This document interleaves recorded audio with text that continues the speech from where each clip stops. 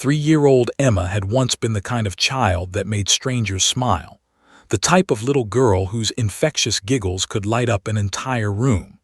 With her golden ringlets that caught the afternoon sunlight like spun gold, her impossibly bright blue eyes, and her fearless spirit, Emma had possessed a natural magnetism that drew people to her. She was the child who would chase butterflies in the garden without hesitation, who would introduce herself to every person she met at the grocery store, and who believed with absolute certainty that the world was a wonderful, safe place filled with adventure and joy. Her parents, Sarah and Michael, had documented every precious moment of their daughter's early childhood with religious devotion. Their photo albums were filled with images of Emma's milestones, her first smile, her first steps, her first birthday. They had watched in awe as their daughter transformed from a helpless newborn into a vibrant, curious human being who questioned everything, laughed at silly jokes, and possessed an almost supernatural ability to find wonder in the mundane.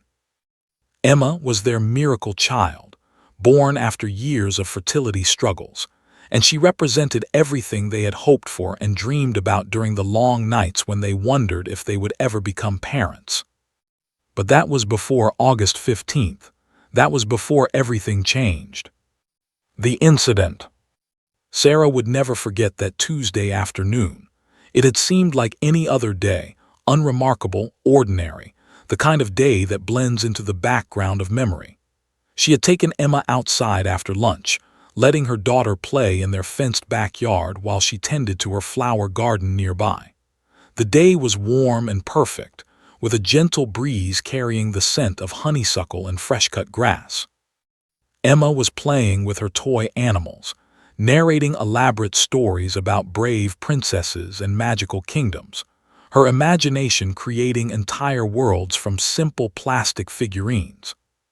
Sarah had been distracted, her hands deep in the soil as she transplanted petunias into the garden bed, her mind wandering through the endless mental checklist of parenting, dinner plans, Emma's upcoming preschool registration, the leak in the bathroom that Michael kept promising to fix. She should have been watching more carefully. She knew this now, had replayed that terrible moment 1,000 times in her mind, each time discovering new ways to blame herself. The garden gate, which they thought was securely latched, had apparently been left slightly ajar by their neighbor when he'd passed through earlier that morning. Nobody knew exactly how it happened, but somehow, Shadow, the massive German shepherd that lived 2 houses down, had found his way into their yard. Shadow was a beautiful dog in appearance, but he possessed an aggressive temperament that was well known throughout the neighborhood. Their neighbor, Tom, often joked about Shadow's protective instincts, but Sarah had always felt uneasy around the animal. There was something in the dog's eyes that suggested barely restrained aggression, a tension in his muscular frame that made her nervous.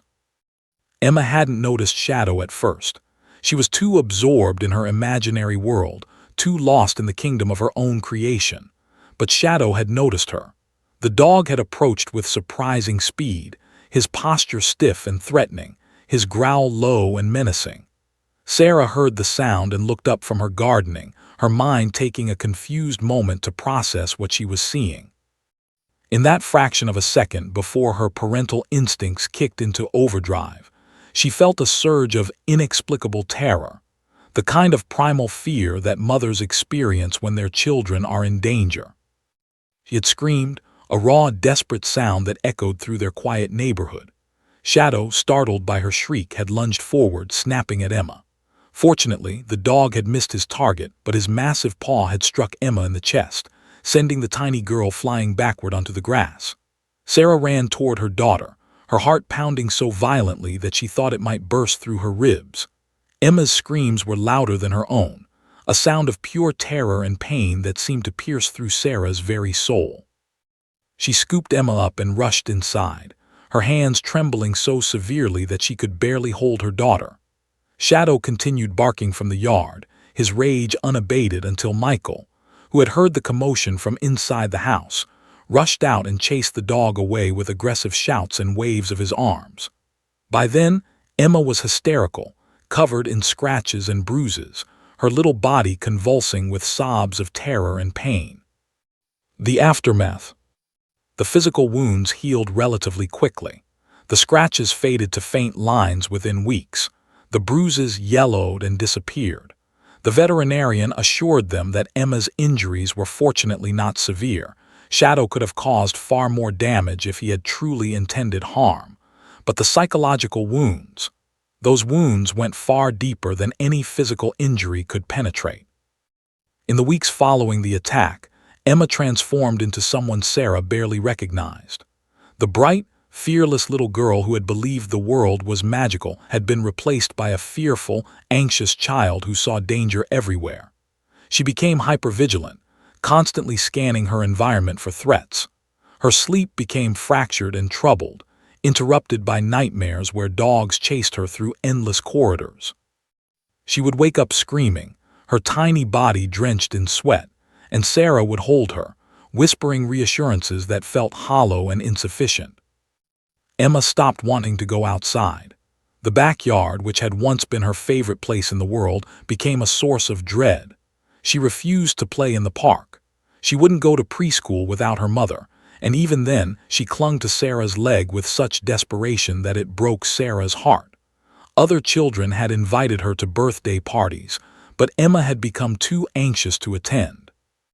She had stopped laughing, really laughing, and the infectious giggles that had once been so much a part of her personality had been replaced by a timid, hesitant silence. Sarah had taken her to a child psychologist doctor, a kind woman with gentle eyes who specialized in childhood trauma. Doctor explained that Emma had developed a specific phobia, a deeply ingrained fear response centered on dogs. She assured Sarah that such phobias were treatable, that with time and patience, Emma could overcome her trauma. But the timeline offered little comfort. These things take time, Doctor had said. Months, possibly years. We'll work at Emma's pace, using cognitive behavioral techniques appropriate for her age.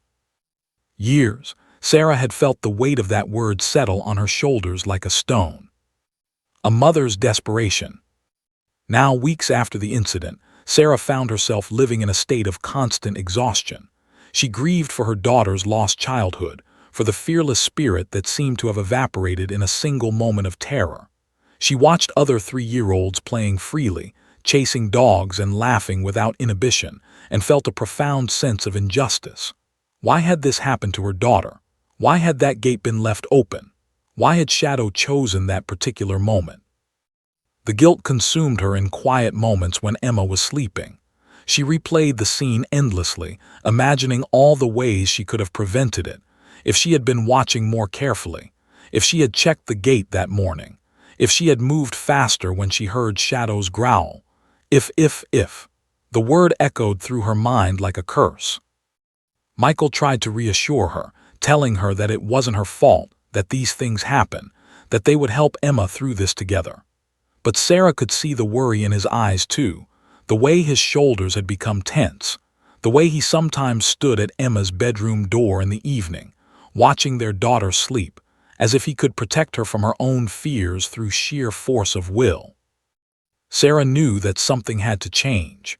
She couldn't bear to watch her daughter fade away, couldn't accept that this one terrible moment would define the rest of Emma's childhood. There had to be a way to help her, a breakthrough waiting somewhere, a light at the end of this dark tunnel. She just had to find it. Tuesday morning arrived with the kind of golden sunlight that only early autumn could produce. Sarah stood at her kitchen window with a steaming cup of coffee, watching the leaves begin their slow transformation from green to gold. She had barely slept the night before, her mind churning with the same worries that had occupied her thoughts for the past several weeks. Emma had woken up screaming again around 2 a.m., another nightmare about the dog, and it had taken over an hour to calm her back to sleep. Sarah was running on fumes. Exhaustion had become her constant companion, a fog that seemed to cloud her thoughts throughout the day. She had called Michael at work yesterday to tell him about Emma's latest setback. Her daughter had refused to attend preschool, clinging to Sarah's leg and sobbing about the bad dog coming to get her. The teacher, Mrs. Henderson, had been sympathetic but firm. Emma would need to be able to participate without her mother present for the program to continue. That meant they were running out of time to help Emma overcome this paralyzing fear. As Sarah sipped her coffee, she thought about something doctor had mentioned during their last session. Sometimes children respond better to gradual exposure in comfortable, controlled environments, the psychologist had said. Forcing them isn't the answer, but neither is complete avoidance. The key is finding a gentle introduction that doesn't trigger the trauma response. Sarah had been turning that advice over in her mind for days, searching for some kind of solution that would bridge the gap between Emma's current terror and the brave little girl she used to be. Then, that morning, she had remembered the community event. She had seen a flyer in the local library newsletter last week, a police department community outreach event at Riverside Park, featuring the K-9 unit. She had skimmed past it at the time, thinking it was completely inappropriate given Emma's current state. But as she sat in the kitchen watching the morning light dance across her coffee cup, an idea had begun to form. What if seeing a police dog in a public, safe environment, where there was no possibility of the dog being aggressive, could help Emma understand that not all dogs were dangerous? What if watching other families interact positively with the police dog could begin to reshape Emma's fear-based beliefs? It was a risky idea, potentially foolish. If it went wrong, it could reinforce Emma's terror. But if it went right, if it could plant even a tiny seed of hope. Sarah made a decision.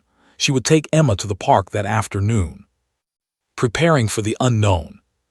The morning passed in careful preparation. Sarah showered and dressed, then gently woke Emma from her fitful sleep. Her daughter's eyes opened slowly, still heavy with the remnants of sleep, and for a moment, just a brief, fleeting moment, Emma looked like her old self. Then consciousness fully returned, and Sarah watched the familiar anxiety settle over her daughter's features like a shadow. "Good morning, sweetheart," Sarah said, forcing brightness into her voice. "I have a surprise for you today. How would you like to go to Riverside Park?" Emma's body immediately tensed. "No," she said flatly, pulling the covers up to her chin. "I don't like the park anymore." "I know you've been worried," Sarah said, sitting down on the edge of the bed and gently brushing Emma's golden curls away from her forehead. "But I think today will be special. There's going to be a fun event at the park, and Mommy will be right there with you the whole time. You won't be alone for even 1 second, I promise." Emma considered this, her small face scrunched up with worry. She didn't immediately refuse, which Sarah took as a tiny victory. She pressed forward gently, describing the park, the nice weather, the other families that would be there. She mentioned that there might be police officers and police dogs, but quickly added that it was a special safe event designed for families and children. The preparations took longer than usual.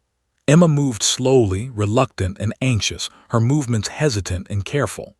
Sarah braided her daughter's hair with extra patience, allowing Emma to take as much time as she needed. They packed a bag with Emma's favorite snacks, goldfish crackers, apple slices, and a juice box. Sarah slipped her phone into her pocket, along with her wallet, and made sure they both had their shoes on. By noon, they were ready, but Sarah could feel the tension radiating from her daughter. Emma's little hand gripped Sarah's so tightly that her small fingers turned white. "Mommy, what if there's a bad dog?" Emma whispered as they headed toward the car. "Then we leave," Sarah said simply. "If you get scared, we just walk away. No one will make you stay.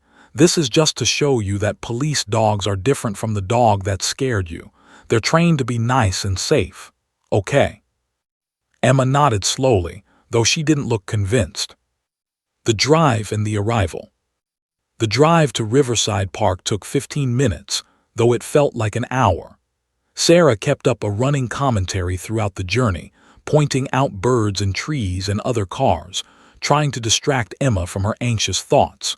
The radio played soft pop music in the background, and Sarah found herself gripping the steering wheel more tightly than necessary. Emma stared out the window, her thumb in her mouth, a habit she had developed since the attack, though she had conquered it months before. Sarah made a mental note to ask Doctor about this regression during their next appointment. When they pulled into the parking lot at Riverside Park, Sarah's heart began to race. She could see the police vehicles parked near the community center building, and several officers were setting up a booth with blue and white balloons. Beyond that, she could see families already gathering, children and parents, grandparents and siblings, all drawn by the promise of meeting the K-9 unit. "We're here," Sarah said, her voice steadier than she felt. She turned to look at Emma, who had gone very still. "Remember, Mommy's right here. We can take this as slowly as you want." They exited the car and walked slowly toward the park. The afternoon sun was warm on Sarah's face, and she could smell the familiar scent of cut grass and the distant fragrance of blooming flowers from the community gardens. Children's laughter drifted through the air, innocent, joyful sounds that made Sarah's chest ache with a desperate hope. Emma's hand remained clamped in Sarah's grip as they walked along the path toward the main area of the park. Sarah could feel her daughter's hesitation in every step, the way Emma's breathing had become shallow and quick. She wanted to turn back, to protect her daughter from any potential trigger, but she also knew that facing fears was sometimes necessary for healing. They were nearly to the playground when Sarah noticed Officer Martinez arrive with Rex. She froze for just a moment, watching as the large German Shepherd stepped out of the police vehicle. He was massive and imposing, his muscular frame and alert expression exactly the kind of thing that would terrify Emma. Sarah's stomach churned with doubt. Had she made a terrible mistake? But before she could decide whether to retreat, something shifted. Emma, instead of running away or crying, had gone very quiet. Her daughter's eyes had locked onto Rex with an intensity that Sarah couldn't quite interpret. Fear, fascination, some strange combination of both. Sarah felt Emma's grip loosen slightly, just barely, but enough to suggest that they would stay, at least for now. She took a deep breath and made a silent promise to herself. If this became too much for Emma, they would leave immediately. No questions asked. What Sarah didn't know was that the universe was about to orchestrate a moment of pure synchronicity, a convergence of circumstances that would change everything for her daughter. Officer Daniel Martinez was a veteran of the police force with 17 years of service. He was a man of average height but commanding presence, with salt and pepper hair that spoke to his experience and a weathered face that bore the marks of a career dedicated to public service. He had kind eyes, the sort of eyes that children instinctively trusted and that suspects often underestimated. But it was his partnership with Rex that had truly defined the latter part of his career. Rex was not just any police dog. The German Shepherd had been bred specifically for law enforcement work and had spent the first 2 years of his life undergoing rigorous training in narcotics detection, tracking, and suspect apprehension. With his sleek black and tan coat, his muscular frame, and his alert, intelligent expression, Rex was the physical embodiment of authority and power. He had an impressive arrest record, or rather, an impressive list of successful apprehensions and drug seizures that made him something of a legend within the department. But what most people didn't know about Rex was his incredible backstory. Before joining the police force as a full-time K-9 officer, Rex had actually spent 18 months working as a therapy dog for children with behavioral and emotional issues. During that time, Rex had demonstrated an almost supernatural ability to sense fear and anxiety in children, responding with extraordinary gentleness and intuitive compassion. His handlers at the therapy center had been amazed by his capacity to work with traumatized children, and they had documented numerous cases of children who had shown dramatic improvements in their emotional functioning after extended contact with Rex.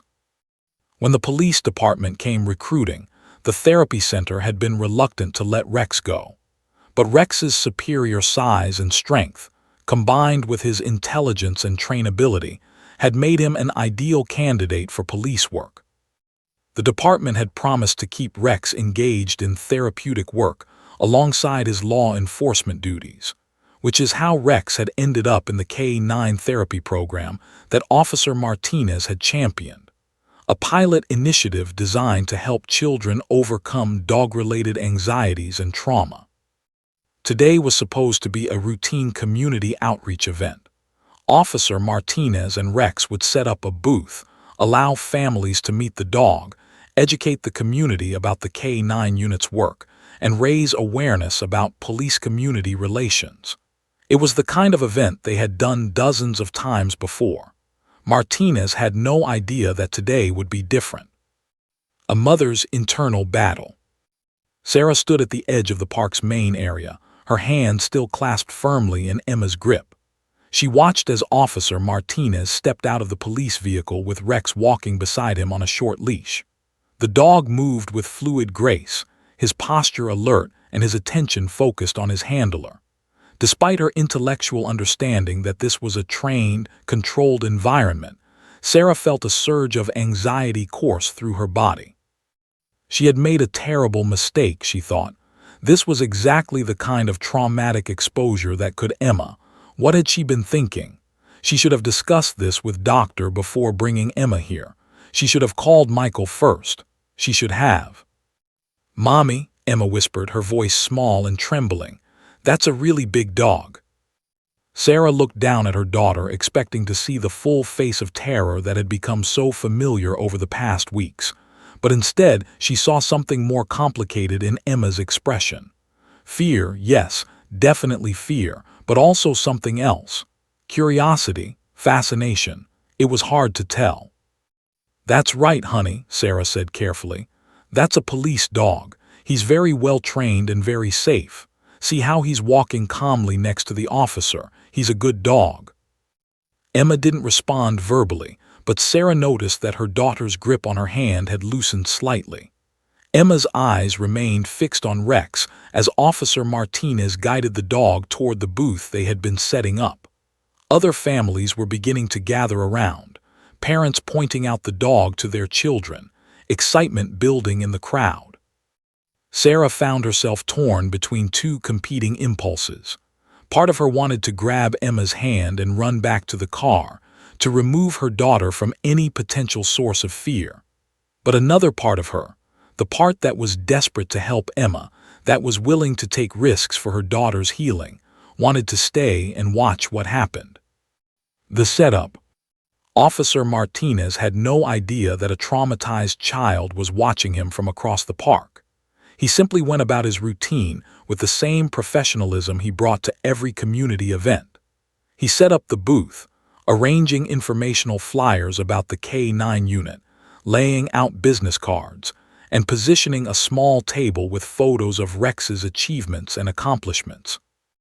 Rex settled into his trained position beside the booth, his body relaxed but his senses alert. The dog was well versed in community events and knew exactly what behavior was expected of him. He would remain calm and allow families to approach, would accept gentle petting from children, and would demonstrate his training through various commands and tricks that Officer Martinez would perform.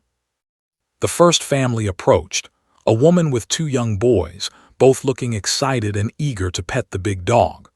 Officer Martinez greeted them warmly, explaining that Rex was gentle and well-trained, and that he would be happy to let the boys pet him. The interaction was smooth and positive, exactly what these community outreach events were designed to foster. Sarah watched from a distance, her heart pounding in her chest.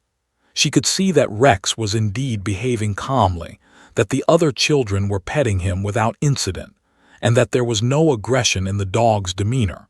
But knowing these things intellectually and feeling safe about them were two entirely different experiences. The magnetic pull.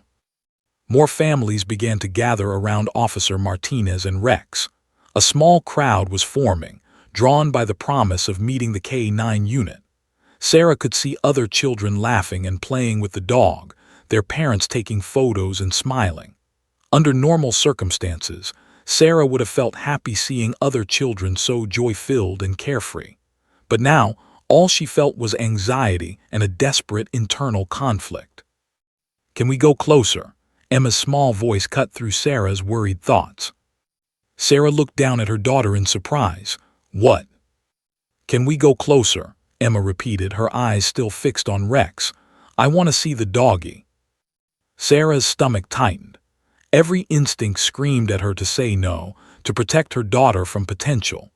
But she also remembered doctors' words about controlled exposure and the importance of allowing Emma to take small steps at her own pace. "Are you sure?" Sarah asked carefully. "We can stay right here if you want to, there's no pressure." Emma was silent for a long moment, her small hand still gripping Sarah's. Then she nodded slowly, though her entire body remained tense. "Okay," Sarah said, making a decision that would change everything. "Let's move a little closer, but we'll go very slowly, and if you get scared, we leave immediately. Deal?" "Deal," Emma whispered. They began to walk slowly toward the booth where Officer Martinez and Rex were interacting with the crowd. Sarah kept one hand on Emma's back, ready to scoop her up and carry her away at the first sign of genuine distress. Her other hand remained clasped with Emma's, a physical connection that felt like their only anchor in an uncertain sea. As they drew closer, Officer Martinez caught sight of them, a woman and a small child, the child's posture tense and anxious, the mother's face etched with worry. Something in his experience told him that this was not just another casual family visiting the K9 booth. This was something significant, though he couldn't yet understand why. Sarah and Emma had moved to within 20 feet of Officer Martinez and Rex. From this distance, Sarah could see the police dog more clearly, his muscular frame, his intelligent eyes, the power coiled within his body. She could also see the other families continuing their interactions with the dog, children laughing and petting him without fear. It was a testament to Rex's training and temperament, but it didn't stop Sarah's heart from racing. Emma's hand had become increasingly clammy in Sarah's grip. Her daughter's breathing was shallow and rapid, her entire body vibrating with a tension that suggested she was on the edge of either breakthrough or breakdown. Sarah kept whispering quiet reassurances, telling Emma that she was doing great, that they could leave whenever she wanted, that Mommy was right there. But Emma didn't want to leave. That was the strange part. Despite her visible anxiety, Emma seemed drawn toward Rex with an almost magnetic compulsion. She took small steps forward, pulling Sarah along with her. Her mother followed, torn between honoring her daughter's courage and her protective instinct to shield Emma from potential harm. They were now about 15 feet away. Officer Martinez had noticed them. Sarah was certain of it. She saw him glance in their direction, and she made a mental note of his expression. He looked curious, perhaps slightly concerned. He was an experienced officer, Sarah realized, the kind of man who could read situations quickly and accurately. He likely sensed that something was different about this particular mother and child. Sarah positioned herself slightly behind and to the side of Emma, maintaining her grip on her daughter's hand, but also allowing Emma to move forward if she chose to. It was a delicate balance, giving Emma agency and support while remaining ready to intervene if necessary. Sarah had read enough parenting books to understand that children sometimes needed to be allowed to face their fears gradually, that hovering too protectively could sometimes reinforce anxiety rather than alleviate it. The moment of courage. Then, without warning, something shifted in Emma. Sarah felt it first as a change in her daughter's energy, a sudden surge of determination that seemed to emanate from Emma's small frame. Before Sarah could process what was happening, Emma's hand slipped from her grip. "Emma, wait," Sarah started to say, but her daughter was already moving. Emma walked forward with surprising purpose, her tiny legs carrying her directly toward the massive police dog. Sarah's breath caught in her throat. Her initial instinct was to rush forward and grab her daughter, to scoop Emma up and protect her from whatever was about to happen. But something stopped her, a recognition that this moment was Emma's to navigate, that rushing in might interrupt something important. "Emma, no," Sarah called out, her voice higher than she intended, filled with the raw fear of a mother watching her child walk toward something she believed was dangerous. She moved forward, but not as quickly as she might have. Some part of her, the part that had been desperate for Emma's healing, held back. Officer Martinez looked up sharply, immediately assessing the situation. He saw the small child approaching his dog, saw the anxiety in the mother's face and posture. His instincts kicked in. He had seen situations like this before, anxious children who wanted to approach dogs but who didn't fully understand the risks. His first priority was safety. "Ma'am, I've got her," Officer Martinez called out, moving to position himself between Emma and Rex, ready to manage the interaction. But something in his demeanor remained calm. He wasn't alarmed, he was prepared. This was part of his job after all. Emma continued forward undeterred. She moved slowly, deliberately, her small face scrunched up with concentration. Her blue eyes were locked on Rex's face, and she didn't break eye contact for even a moment. Sarah watched her daughter, trying to read what was happening in Emma's mind. Was this courage? Was this a regression into the trauma, some kind of compulsive reenactment? Sarah couldn't tell, and the uncertainty was agonizing. The shift. What happened next was so subtle that Sarah almost missed it. As Emma drew closer, within about 6 feet of Rex, the dog's entire body language changed. Rex's ears, which had been in a neutral, alert position, perked forward with heightened interest. His tail, which had been wagging gently for the other families, began to move more deliberately. But what was most striking was the change in the dog's eyes. The intelligence that had always been present in Rex's gaze seemed to intensify.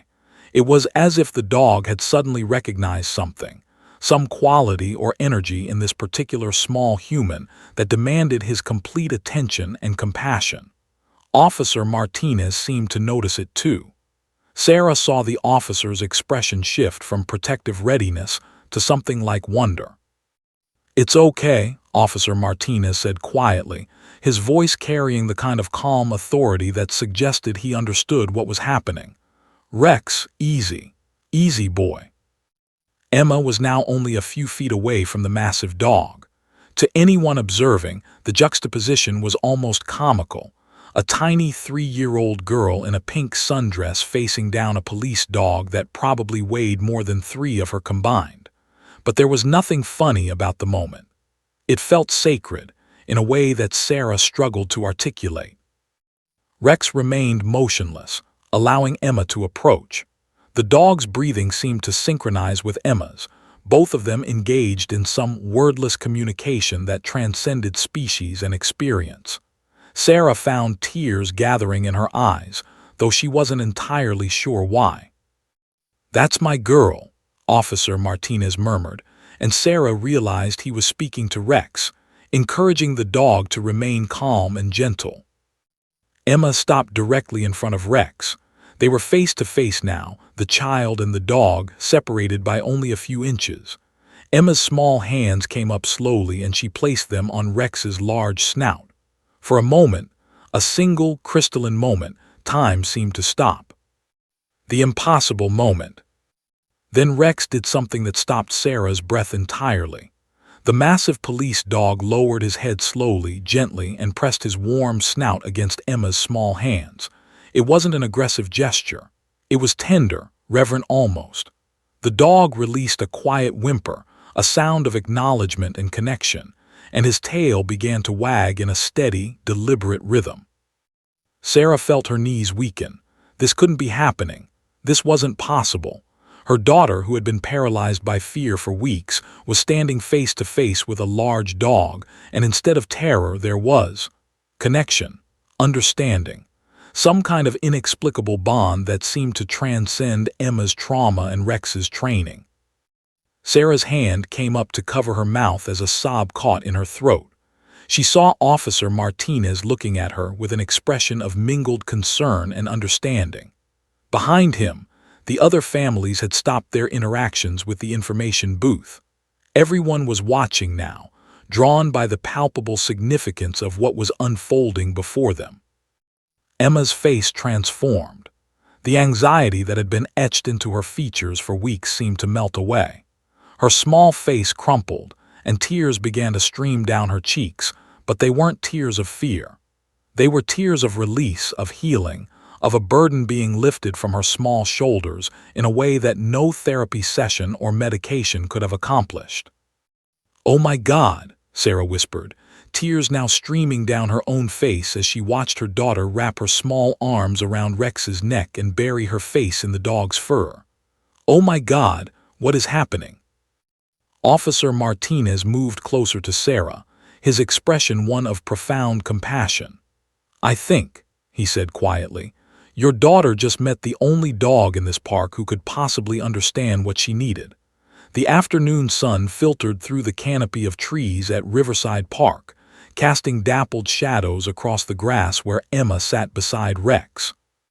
The massive German Shepherd had positioned his body in a way that made himself as accessible as possible to the small child, allowing Emma to lean against his side while she gently stroked his fur. It was a scene of such profound peace and connection that several park visitors had pulled out their phones to capture the image, but Officer Martinez had politely asked them to put the cameras away. This moment, he sensed, was too precious and sacred to be reduced to a social media post. Sarah stood nearby, her legs still trembling slightly from the emotional intensity of the past 10 minutes. She had moved through several stages of emotion in rapid succession: terror, amazement, relief, and now a kind of overwhelmed gratitude that made it difficult for her to form complete sentences. Officer Martinez had gently suggested they move away from the main booth area to a quieter spot beneath a large oak tree, and now they stood together, watching Emma and Rex with expressions of shared wonder. "I've been doing this work for a long time," Officer Martinez said quietly, his eyes never leaving Emma and Rex, "and I've never seen anything quite like what just happened, but I'm also not entirely surprised." Sarah turned to look at him, her mind racing with questions. "What do you mean? What was that? How did he know?" She trailed off, unable to articulate the mystery of what she had just witnessed. Officer Martinez turned to face Sarah fully, and she could see the depth of understanding in his weathered face. "Your daughter," he began, "just met one of the most remarkable dogs I've ever had the privilege of working with, and I think Rex recognized something in her that most people would miss." "I don't understand," Sarah said, her voice still shaky. "He's a police dog, a drug detection dog, I assume. How does he know how to react to a traumatized child?" "That's the incredible part," Officer Martinez said, gesturing for Sarah to sit on the nearby bench. He settled down beside her, his posture relaxed but his eyes remaining alert and compassionate. "Let me tell you Rex's story." The untold history.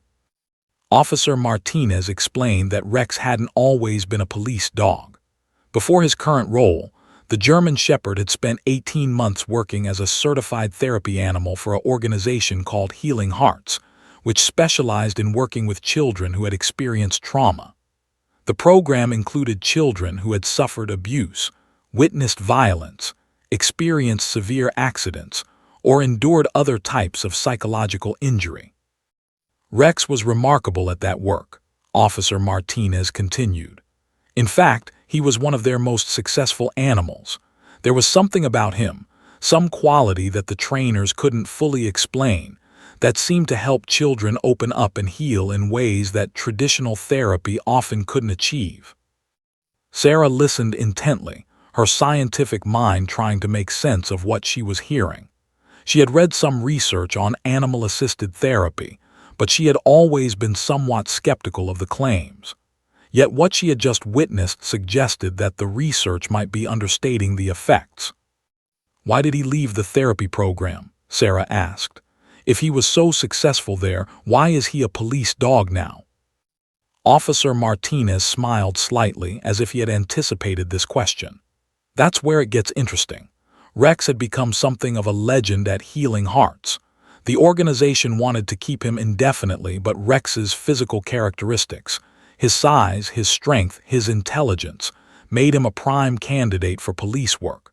The department recruited him, and frankly, we couldn't refuse, but we made a deal. A deal, Sarah prompted. Yes. When the department brought Rex on board, I insisted that we continue his therapy work alongside his law enforcement duties. I argued that it would keep him mentally stimulated, maintain his emotional intelligence, and ultimately make him a better police dog. The department agreed, and about 2 years ago, we launched what we call the K9 Trauma Recovery Program, a pilot initiative where Rex and a few other specially trained dogs work with children who have dog-related anxieties or phobias. Sarah's eyes widened as the pieces began to fall into place. You mean, Rex is trained to work with children like Emma? Exactly, Officer Martinez confirmed. Though I have to tell you, I've never seen him respond quite this intensely to any child in the program. Usually, the healing process is more gradual. Children come for multiple sessions, and over weeks or months, they slowly begin to overcome their fear. But what happened just now? He shook his head in amazement. That was something different. That was extraordinary. The tears and the truth. Sarah felt tears beginning to fall again, but this time they were accompanied by a sense of profound gratitude and wonder. So you're telling me, she said slowly, that by chance, we came to this park at exactly the moment when one of the only dogs in existence who is specifically trained to help traumatized children happened to be present.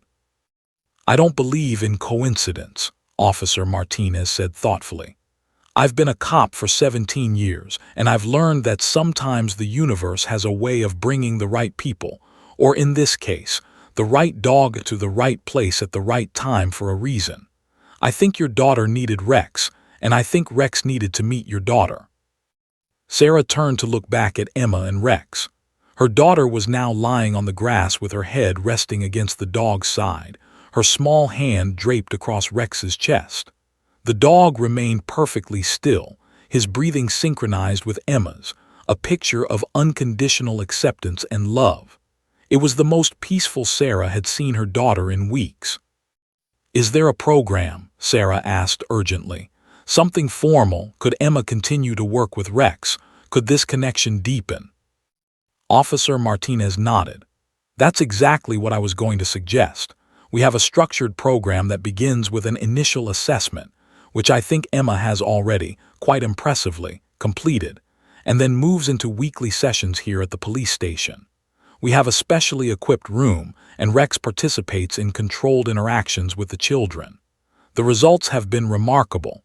We have an 87% success rate with children who complete the full program. 87%, Sarah repeated, hardly daring to believe it.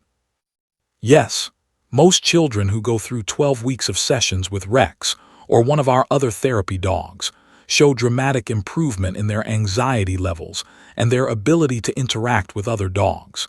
But again, what happened today was extraordinary. Your daughter and Rex have made an almost instantaneous connection that usually takes weeks to develop. The hope. Sarah felt something shift inside her chest, a burden lifting, a ray of light penetrating the darkness that had surrounded her family for the past several weeks. She looked at Officer Martinez with gratitude shining in her eyes. What do we need to do? She asked. To get Emma into the program, what's the first step? Officer Martinez reached into his uniform pocket and pulled out a business card. You can call the station and ask for me, or you can come by tomorrow during business hours, and we can get the paperwork started. I'd like to begin Emma's formal sessions as soon as possible. Something tells me this is going to be a remarkable journey. Sarah took the card, her hand trembling slightly. She looked back at Emma and Rex one more time, and she felt tears of hope, pure, unadulterated hope, streaming down her face. The broken spirit of her daughter wasn't broken anymore.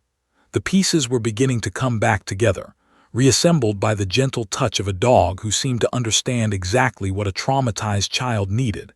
Emma's small hand trembled as she stepped through the glass doors of the police station for the first time. The building smelled of polished floors, coffee, and something that Emma's child mind couldn't quite identify, authority, perhaps, or responsibility. Sarah kept one hand on her daughter's back, offering silent reassurance and support. They had arrived 10 minutes early for their first official therapy session with Rex, and Emma's anxiety had returned with a vengeance during the car ride. But then Officer Martinez appeared in the hallway, and everything changed. "Emma," he called out warmly, his face lighting up with genuine pleasure. "I'm so glad you're here. Rex has been waiting for you all morning. He wouldn't eat his breakfast until I promised that you were coming." It was a small lie, told with good intention, and it had exactly the effect Officer Martinez intended. Emma's eyes widened and a tiny smile appeared on her face. "Really?" she asked. "He wouldn't eat?" "Really?" Officer Martinez confirmed, kneeling down to Emma's eye level. "He said he wanted to save his appetite for when his special friend arrived. Come on, let me take you to meet him." Sarah followed as Officer Martinez led them through the police station's back corridors, past the holding cells and administrative offices, toward a door marked K9 Unit Therapy Program. Inside, the atmosphere was dramatically different from the austere police station atmosphere. The room had been carefully designed to feel welcoming and non-threatening. Soft lighting filtered through sheer curtains. A plush carpet covered the floor. Comfortable furniture was arranged in a casual seating area. And in the center of the room, resting on a large, cushioned dog bed, was Rex. The German shepherd lifted his head as they entered, and his tail immediately began to wag. But what was most striking was the change that seemed to come over the dog's entire being. His expression softened. His body relaxed. It was as if Emma's presence had a calming, centering effect on the massive police dog. Emma hesitated for just a moment, her courage gathering. Then she walked forward, slowly but deliberately, and sat down on the carpet next to Rex's bed. The dog immediately shifted his position, moving closer to the child, and Emma wrapped her small arms around his neck. Sarah felt her heart swell as she watched the reunion. It had been only 5 days since the park encounter, but it felt like something much deeper had developed in that short time. Emma had talked about Rex constantly. She had drawn pictures of the dog. She had asked questions about him endlessly. And this morning, for the first time in weeks, Emma had woken up without the anxiety that had become her constant companion. The therapeutic structure. Over the next hour, Officer Martinez walked Sarah through the structure of the formal therapy program. He introduced her to Dr., a licensed clinical psychologist who was supervising the K9 trauma recovery program. Doctor had an air of quiet competence and warmth that immediately put Sarah at ease. "What we found," Doctor explained as they sat in an observation room where they could watch Emma and Rex through a one-way glass, "is that traditional therapy for dog-related trauma is important, but it often hits a plateau. Children can understand intellectually that not all dogs are dangerous, but emotionally, the fear persists. However, when we combine therapeutic intervention with positive experiences with a specially trained dog like Rex, we see remarkable breakthroughs." Sarah watched as Officer Martinez guided Emma through a series of gentle interactions with Rex, petting the dog, brushing his fur, feeding him treats from her hand. Emma's movements were cautious at first, but with each successful interaction, her confidence grew. "The sessions follow a carefully structured protocol," Doctor continued. "Week 1 focuses on basic comfort and bonding, exactly what we're seeing now. Weeks 2 through 4 involve more interactive play and structured activities that build trust and positive associations. Weeks 5 through 8 focus on generalizing these positive experiences to other dogs and social situations. And weeks 9 through 12 focus on integration and independence." "And the success rate?" Sarah asked, though she already knew the answer. 87%, Doctor confirmed. But Emma's case is unusual. Most children require several sessions before we see the kind of connection and comfort that Emma is already demonstrating. I've read Officer Martinez's notes from the park encounter, and frankly, I find her response extraordinary. In my professional opinion, Emma may progress through the program faster than our standard timeline. The transformation begins. Over the following weeks, Emma's transformation became increasingly visible to everyone around her. She began sleeping through the night without nightmares. She stopped having panic attacks when she heard dogs barking outside. She attended preschool without separation anxiety. Mrs. Henderson, her preschool teacher, called Sarah one afternoon to report that Emma had spent the entire play period running and laughing with the other children, displaying a joy and freedom that she hadn't shown all year. During her therapy sessions with Rex, Emma progressed rapidly through the structured activities. By week 3, she was confidently playing fetch with Rex, laughing delightedly as the massive dog bounded across the room to retrieve the tennis ball she had thrown. She was learning about dog body language and how to interpret Rex's communications. She was becoming an expert on canine care, asking detailed questions about Rex's diet, his training, and his daily routine. Officer Martinez found himself becoming emotionally invested in Emma's progress. He began keeping a detailed journal of her sessions, noting not just her behavioral changes, but also her emotional development. He noticed the way she stood taller now, the way she spoke with more confidence, the way fear no longer seemed to dominate her expressions and movements. "She's remarkable," he told Sarah after one particularly productive session. "I've worked with dozens of children in this program, and I've never seen anyone progress this quickly or this completely. It's like watching someone come back to life." The unexpected attention.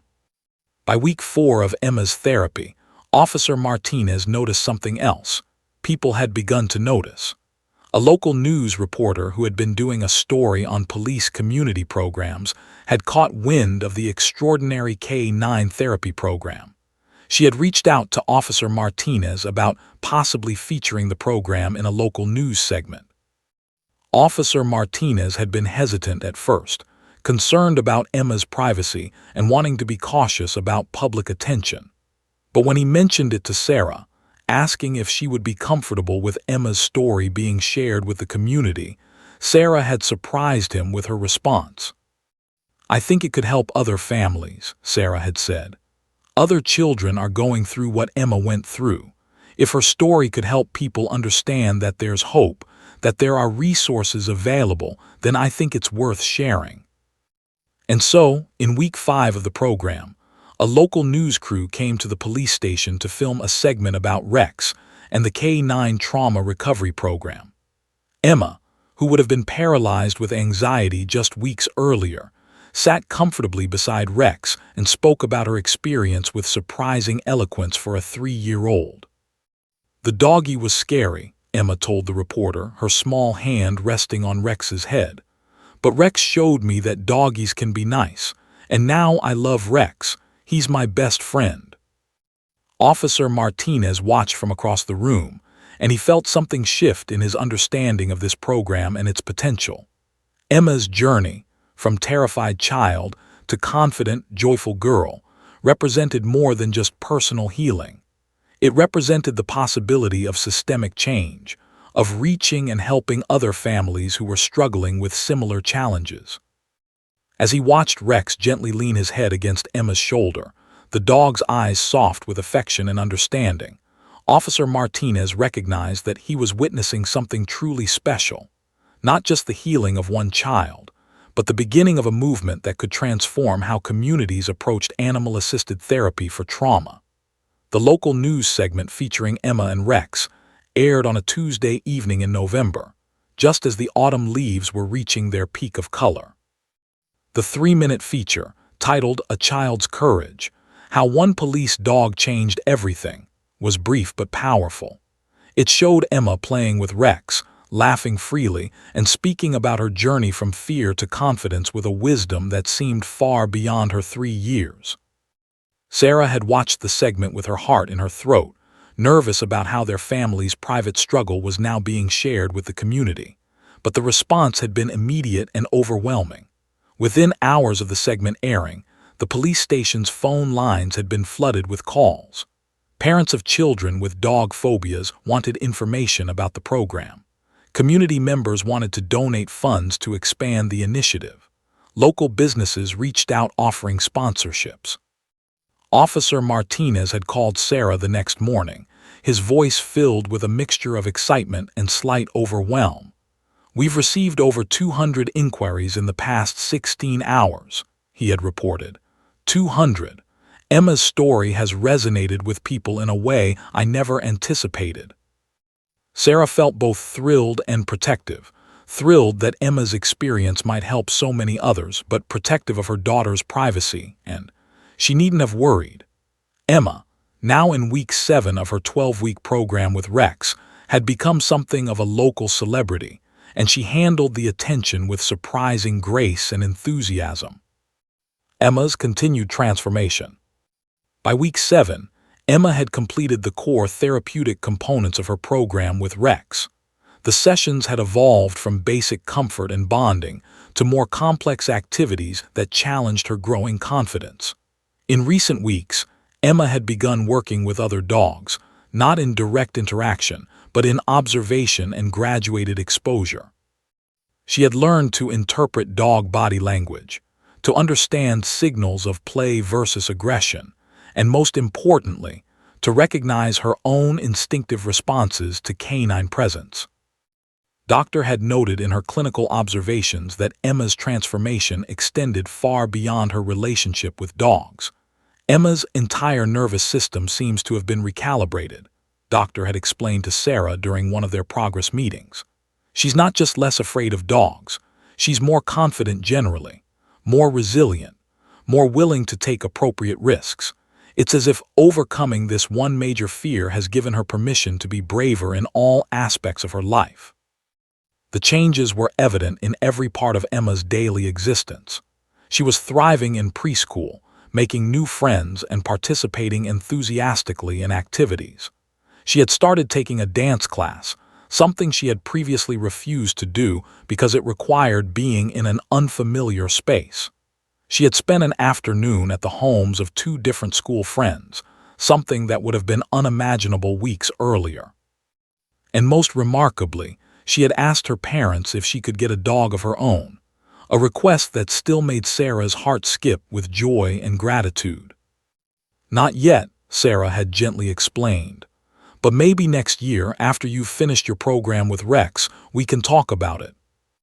Emma had been satisfied with that answer, and Sarah had made a mental note to follow through. The transformation in her daughter had been so profound that she couldn't imagine denying her this wish once the time was right. The program expansion begins. Officer Martinez had called a meeting with department brass, community leaders, and Doctor to discuss the unprecedented level of interest in the K-9 trauma recovery program. The meeting took place in the police chief's conference room on a cold November afternoon, and the energy in the room was electric. "We have the opportunity," Officer Martinez had presented, "to expand this program significantly. We've received donations totaling over $50,000 in the past 2 weeks. We've had inquiries from 3 other police departments in the region wanting to implement similar programs.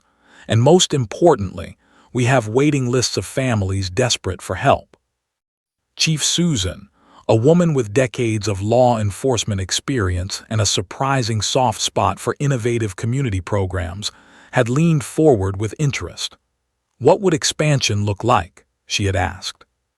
Officer Martinez had come prepared with detailed proposals. They could train additional officers and their K-9 partners as therapy dog handlers.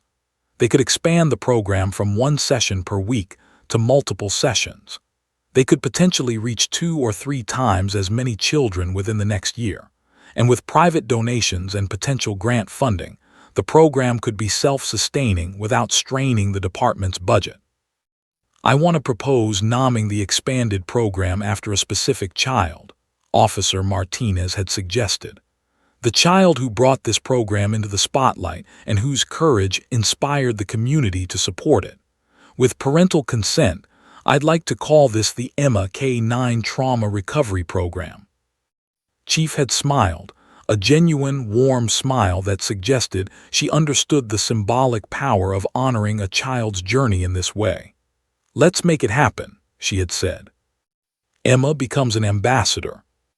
By week 9 of Emma's program, she had transitioned into what Officer Martinez called the ambassador phase.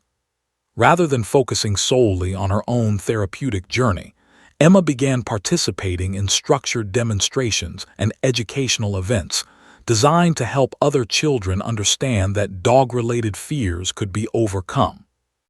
Emma appeared at a community health fair, sitting comfortably with Rex while other anxious children watched from a distance. She spoke about her experience in simple, child-friendly language that other young children could relate to. "I was scared of doggies," she had said to a group of about 30 people, including at least a dozen children. "But Rex showed me that some doggies are really nice, and now Rex is my best friend and I'm not scared anymore." The power of hearing from another child, someone their own age who had walked the same path of fear, had been transformative for many of the children in attendance. Several families had immediately registered for the expanded program. Emma had also been featured in a local parenting magazine article about childhood trauma and animal-assisted therapy. The article, which included several photographs of Emma with Rex, had reached an even broader audience. Parents from across the region began reaching out to the police department, some traveling considerable distances to access the program. The ripple effect. As word of Emma's transformation and the K-9 program spread through the community, something remarkable began to happen. Other children started to heal. A 5-year-old named, who had been bitten by a neighbor's dog 2 years earlier, completed the program and was now playing freely with his own family's new puppy.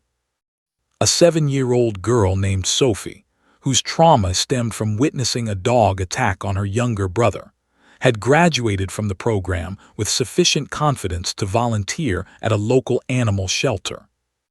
Officer Martinez kept detailed records of every child who went through the program, documenting their progress and outcomes. The statistics were extraordinary, not just the 87% success rate they had established, but the additional benefits.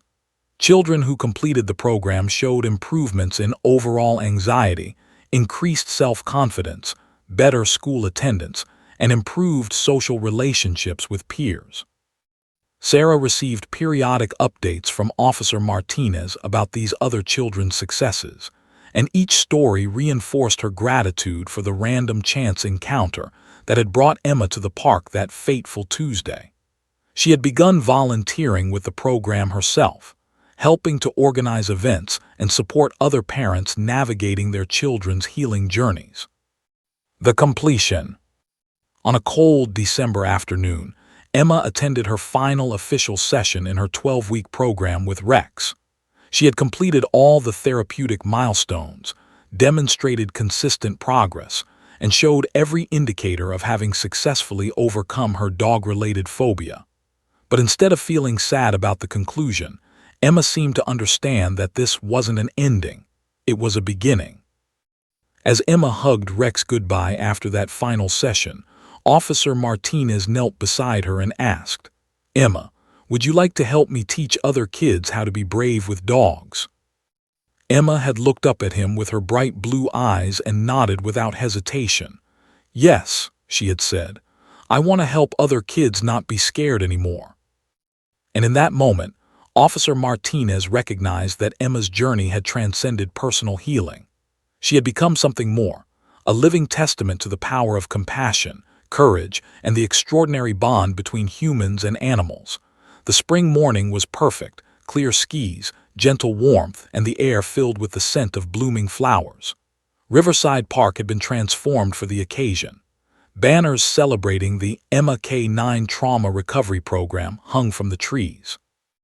Booths representing various community organizations and local businesses lined the walking paths.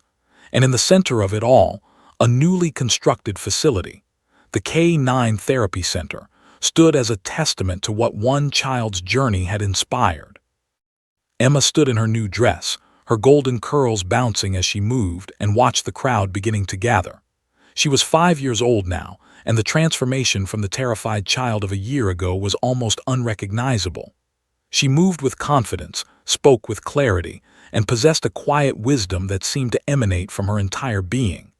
Standing beside her was Rex, now also a year older, his coat gleaming in the sunlight, his presence a symbol of hope and healing.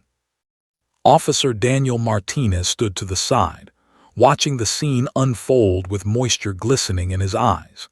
Chief had asked him to MC the grand opening celebration, and he was prepared to share the remarkable story of how a chance encounter in this very park had sparked a movement that was now changing lives throughout the entire region.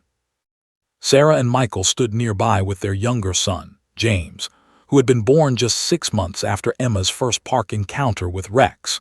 The family had become minor celebrities in their community, but they had handled the attention with grace and humility. Sarah had taken a part-time position working directly with the K-9 program, helping to coordinate family services and providing peer support to other parents navigating their children's healing journeys. The program's remarkable growth. Chief approached the microphone as the crowd of nearly 200 people settled into the seating area that had been arranged in a large semicircle facing the new facility. She began by sharing statistics that had become increasingly impressive over the past year. 84 children have completed the Emma K-9 Trauma Recovery Program in the past 12 months, Chief announced, her voice resonating across the park. 84 children who walked the same path as Emma, from fear to confidence, from trauma to healing. Our success rate has remained steady at 87%, with even better outcomes than we anticipated. Beyond the statistics, we've seen transformations in entire families. Parents have learned to support their children's healing. Siblings have watched their brothers and sisters reclaim their childhood. Communities have witnessed the power of innovative approaches to mental health. The crowd applauded warmly, and Emma squeezed Rex's fur, sensing the positive energy surrounding them. Chief continued, but the real story isn't just about the numbers. It's about individual children like Emma, whose extraordinary courage sparked a movement that has expanded far beyond what any of us imagined possible. The expansion into other communities. Officer Martinez took the microphone next, and he shared the astonishing growth trajectory of the program. When this program started as a pilot initiative, we had 1 handler, me, and 1 therapy dog, Rex. Today, we have 7 certified K-9 therapy handlers and 9 dogs engaged in the program here in our city. But that's just the beginning. He gestured to several people standing near the front of the crowd. I'm proud to introduce representatives from 5 other police departments in our region who have successfully implemented their own versions of the Emma K-9 Trauma Recovery Program. Each of these departments has trained officers, certified therapy dogs, and clinical supervisors. Together, these programs are reaching over 300 children per year. The representatives stood, and the crowd erupted in applause. This wasn't just a local success story anymore. It had become a regional model for how communities could integrate animal-assisted therapy into trauma recovery services. Emma's special role. As the formal presentations concluded, Emma was invited to the microphone. She had prepared remarks with the help of her parents and doctor, and while she was only 5 years old, her words carried a weight and authenticity that moved many in the audience to tears. My name is Emma, she began, her small voice amplified through the speakers. 1 year ago, I was very scared of dogs. I had a bad experience and I thought all dogs were scary. But then I met Rex, and he showed me that some dogs are very nice and very kind. Emma paused, her small hand resting on Rex's head. The dog's tail wagged slowly, his entire body language conveying the deep bond between child and animal. Rex helped me not be scared anymore, and now I want to help other kids not be scared. I want to be a helper dog like Rex, but for children. I want to help kids be brave. The crowd was silent, the kind of profound silence that comes from witnessing something deeply true and pure. When Emma finished speaking, the applause was long and enthusiastic, punctuated by many people wiping away tears. The clinical impact and recognition. Doctor presented research findings that had been compiled over the year of the program's expansion. The data showed not just improvement in dog-related anxiety, but broader mental health benefits. Children who completed the program showed measurable reductions in generalized anxiety, improvements in self-esteem, better social functioning, and increased academic engagement. What we're seeing, Doctor explained, is that overcoming a specific phobia through this kind of animal-assisted therapy produces benefits that extend far beyond the specific fear. These children are experiencing what we might call a confidence cascade. Overcoming one major fear gives them permission and momentum to face other challenges in their lives. The presentation concluded with testimonials from families whose children had completed the program. A video montage showed children who had been paralyzed by dog-related anxiety now playing freely with their own family pets, attending birthday parties with dogs present, and speaking with genuine joy about their healing journeys. The future vision. As the sun began to set, painting the sky in shades of gold and purple, Officer Martinez stood once more before the assembled crowd. He had asked Emma to stand beside him, and together they looked out at the gathered community. "This program started with one question," Officer Martinez said. "What if we could help traumatized children heal by pairing them with specially trained therapy dogs? 1 year ago, we didn't know if the answer would be yes.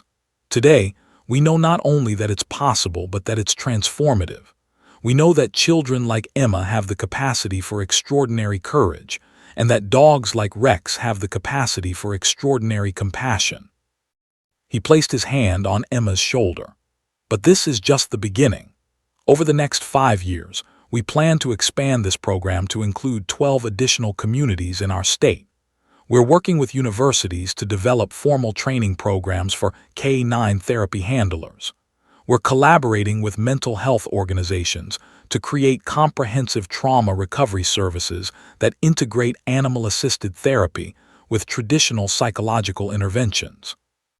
Emma looked up at Officer Martinez and then out at the crowd.